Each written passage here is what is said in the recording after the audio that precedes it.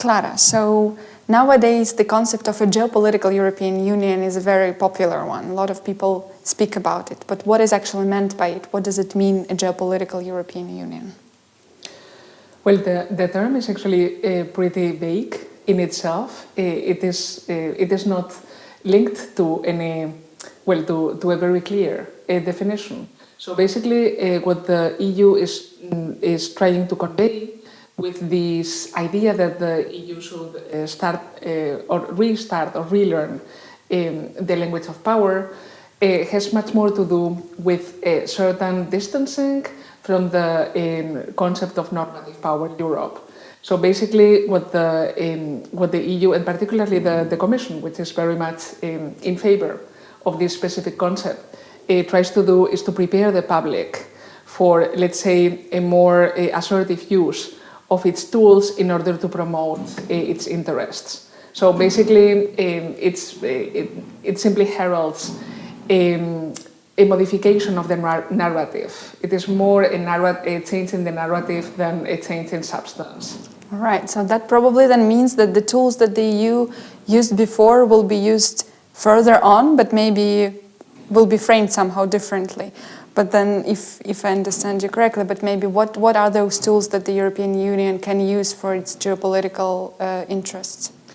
Well, I think that largely what the EU means when it talks about geopolitics or the language of power is using its economic tools. It's using its economic tools a bit more assertively or more explicitly for the advancement of its objectives. So, I mean, we are definitely talking about the use of military power, but the use of military power in the case of the EU is very limited, and it is not actually employed for power projection.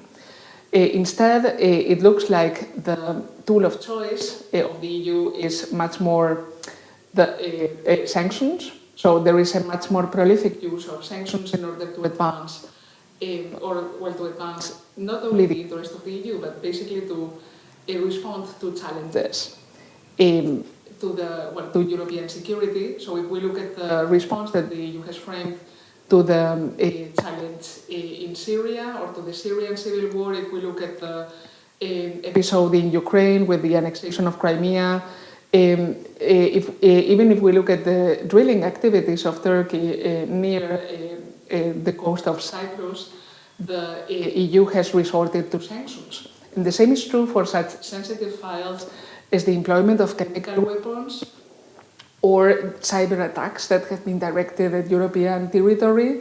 The EU has framed its response activating its sanctions tools. So actually, the employment of sanctions is now covering many more areas, and it has been adapted to be able to be, it has been adapted for employment in a wider range of situations than it used to be in the past, where it was mainly employed in order to address situations of democratic backsliding.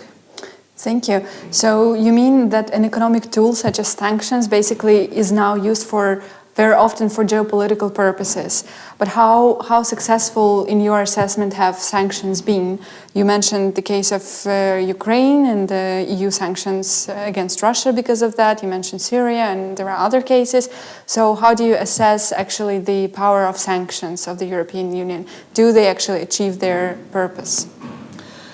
Well, the question that needs to be clarified before any assessment of the efficacy of sanctions is conducted is what exactly are sanctions meant to achieve.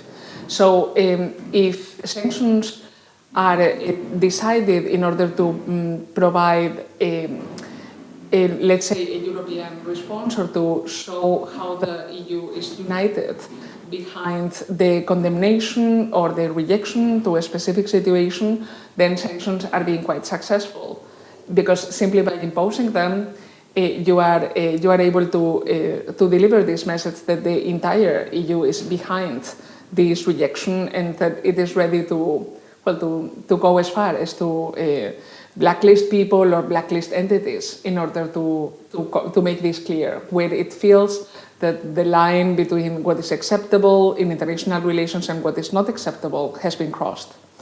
If we look at the specific episodes in which sanctions have been imposed, well, for example, in the case of violent conflict, you often see how the EU positions itself in favor of a specific party to the conflict, or it basically makes its point about the need to respect humanitarian law and human rights law in some cases. And it is particularly firm as far as the protection of civilians is concerned in cases in which force is employed against defenseless populations. But most of the time, sanctions are actually employed in order to address situations of democratic backsliding, where the objective of the EU is mainly to support the democratic opposition and the organized civil society. So in the absence of this protection, these individuals and these organizations would be much more exposed. So basically what the EU is trying to do is to protect them and to give an indication to the to the ruling authorities that it is attentively following. It is looking very closely at what happens to these individuals and that they are released from prison at some point without being mistreated or without disappearing altogether. So from that point of view, sanctions can be considered to be effective. They are much less effective in bringing about a modification of the behavior of the rulers. But in many cases, the EU doesn't even have the aspiration that the rulers will change their mind. Often, the EU is much more interested in changing the calculations of key supporters or the inner circle, the entourage, key individuals that are helping to maintain power for these specific regimes. So in many cases also sanctions need a very long time to work, so they are not a tool that can simply be imposed and be expected to yield results overnight. So in some of the episodes that are still ongoing, we do not have a clear answer as to whether they are working or not, because this will only become evident at a later stage.